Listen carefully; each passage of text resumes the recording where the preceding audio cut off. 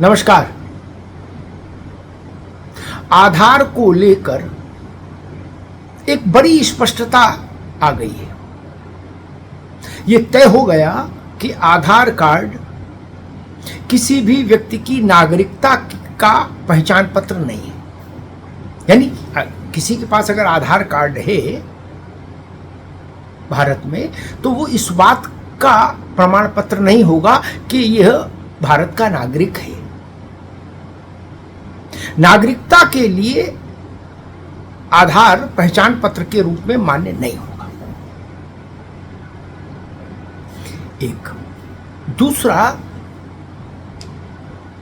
आधार card जन्म तिथि के लिए भी अंतिम प्रामाणिक दस्तावेज के रूप में स्वीकार्य नहीं होगा।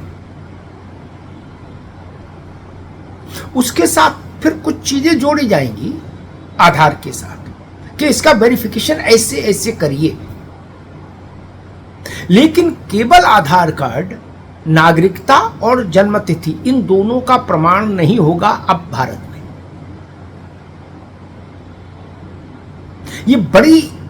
ये बड़ा बदलाव है, ये बड़ी स्पष्टता है। और ये आई तब जब बिहार में चुनाव आयोग ने मतदाताओं की सूची के एक सघन पुनर्निरीक्षण का अभियान शुरू किया। उस अभियान पर गैर भाजपा दलों ने आपत्ति जताई, गैर एनडीए दलों ने। विवाद बढ़ा, कोहराम बढ़ा। देश भर से 11 याचिकाएं सुप्रीम कोर्ट में गईं और सुप्रीम कोर्ट में उस पर कल 3 साढ़े 3 घंटे तक बहस चली। और उस बहस के दौरान कुछ चीजें जो सामने आई और साफ हुई, उनसे ही ये तस्वीर उभरी है कि आधार आपकी नागरिकता और जन्म तिथि का प्रमाण पत्र नहीं है निर्णायक तौर पर। अब आपने देखा होगा बहुत जगह शिकायतें आती है कि आधार कार्ड, एक व्यक्ति के दो आधार कार्ड फर्जी बन गए। बिहार का सीमांचल का इलाका है, वहाँ तमाम जिले ऐसे हैं, वहाँ जितनी आबादी है उससे ज़्यादा आधार कार्ड है। अगर 100 लोग रह रहे हैं किसी जगह तो 120 आधार कार्ड हैं। तो प्रथम दृष्टि समझ में आता है कि इसमें कुछ गड़बड़ घोटाला है। ऐसी शिकायतें देश भर में हैं। कहा जा रहा है कि एक जगह जगह पर ऐसे सिंडिकेट काम कर रहे हैं, ऐसे गिरोह काम कर रहे हैं जो फर्जी आधार उपलब्ध करा देते हैं व्यक्ति को। फर्जी व्यक्ति को आधार उपलब्ध करा देते हैं एक, और दूसरा फर्जी आधार उपलब्ध करा देते हैं। ये दूसरा खेल, 2 तरह के खेल चल रहे हैं प्रदेश में। इसलिए भारत सरकार ने ये तय किया कि आधार नागरिकता का और जन्मतिथि का डिसाइसिव डॉक्यूमेंट नहीं होगा कि इसके आधार पर निर्णय हो जाए। ये नहीं, आधार के आधार पर निर्णय नहीं होगा नागरिकता का और जन्मतिथि का।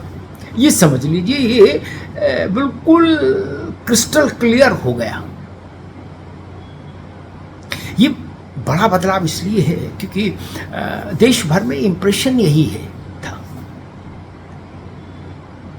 पूरे देश में आप कहीं जाइए यही इंप्रेशन है, अभी भी है, था क्यों कहिए, अभी भी है कि आधार मतलब सब कुछ, आधार मतलब सब वेरिफिकेशन इसी में हो गया, अब इसी नंबर से। लेकिन वोट के को लेकर जो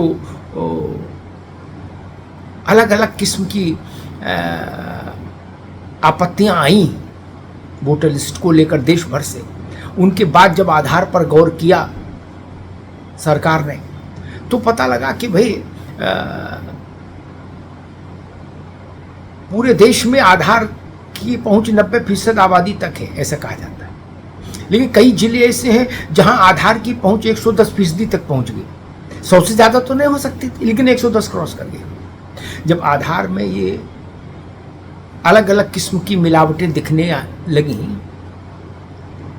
अलग अलग स्तरों पर, तो ज़रूरत इस बात की महसूस की गई कि आधार को नागरिकता, और नागरिकता इसलिए, नागरिकता और जन्मतिथि दोनों देखिए, इस महीन बात है, जरा समझ लीजिए।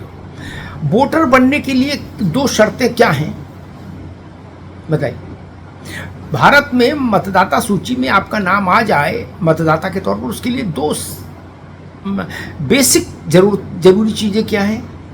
संविधान के मुताबिक, जनप्रतिनिधित्व कानून के मुताबिक दो चीज़ें हैं। पहली चीज़ है व्यक्ति भारत का नागरिक होना चाहिए, फर्स्ट। और दूसरी चीज़ है उसकी आयु 18 वर्ष होनी चाहिए, 18 वर्ष या उससे ऊपर होनी चाहिए। अब जब ये दोनों चीज़ें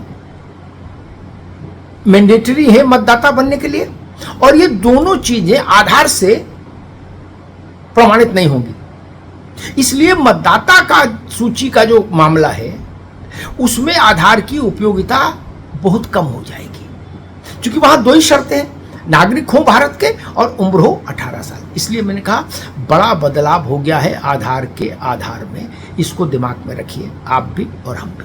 धन्यवाद।